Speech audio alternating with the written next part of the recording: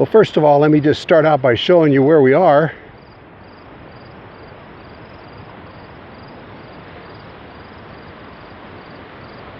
Just northwest of Sheridan, Wyoming, at a free campsite. Then I want to tell you a little bit about what the channel's doing here and give you just a little bit of an update.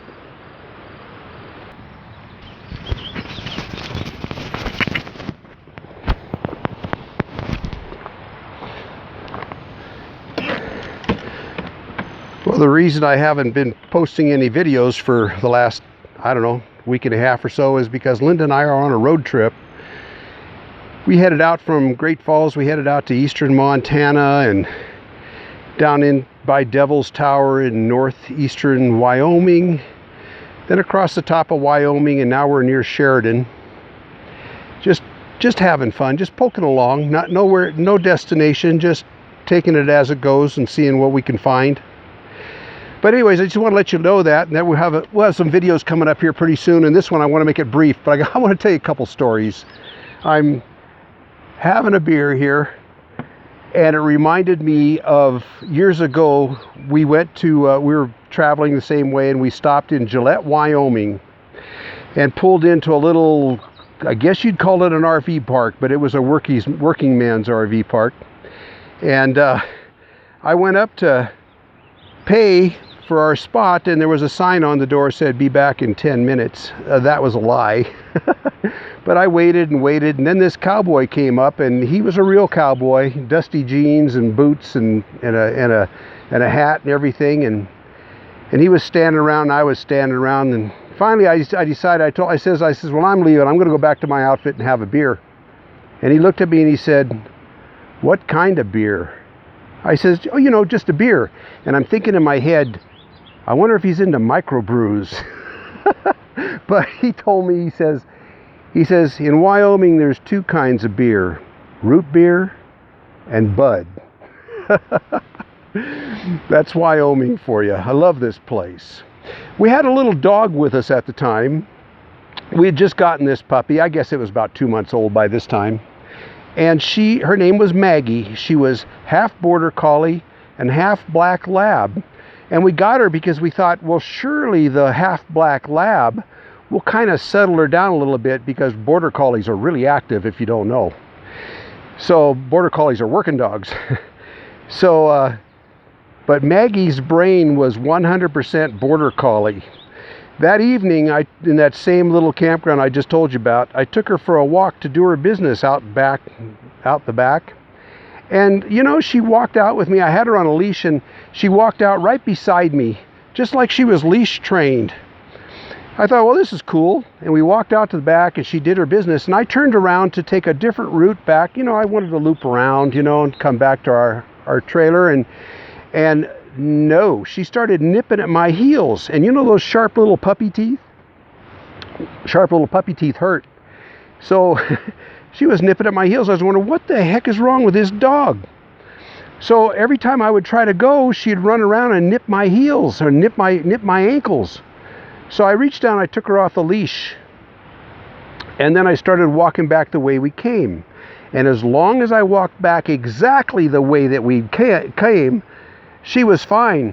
But if I went to go around this side of the bush where we had come through on the other side of the bush, she would nip at me until I went back exactly in the footsteps of the way that we came, between these two trees, whatever. I had to go exactly, otherwise she'd nip you. She was herding me back to the trailer. And that's the way Maggie was. Whenever we would go hiking or anything like that, when you were walking out, everything was fine. But when you turned around to go back, you better be going back exactly the way that you went out. I tell you, it was impossible to get lost with that dog. That dog would show you the way home. You might be bloody when you get there, but she wouldn't let you get lost. And now that leads me to one thing. I just want to finish up here. There's something we've noticed on this trip, and it is really disheartening. And that's what's happening in our national forests. First of all, they've closed off 90% of the roads, at least 90% of the roads, where you used to be able to go and explore and have a nice time. You can't do that anymore. But I've noticed what's going on with the fees. The fees have gone up by 300% or more for camping. Just last night, we were at a national park, the Black Hills National Park, National Forest. Not National Park, I'm sorry. I'm meaning National Forest here, okay? Black Hills National Forest. And all of the dispersed camping sites, you know, just along the road and whatnot, they were all taken. So we thought, that's okay, we'll just go to the National Forest campground. Well, when we got there, it was empty. When all the other places were taken, the campground was empty. And you know why? Because it was $24 a night for a picnic table and a fire ring and a pit toilet down the other end of the campground or wherever. 24 bucks a night. And I didn't see any provision for senior discount or, you know, for your Golden Age pass that you can get for doing national parks, national monuments, and national forest. I didn't see any mention of a discount there. So we turned around and headed out, and we eventually found a place. And a couple of weeks ago, I posted a video about Dry Wolf Campground in Montana, and I showed you that it was only $5 a night, but I mentioned that the price was going to go up. The price is going up to $18 a night. Once again, for a picnic table and a barbecue and a fire pit. That's it.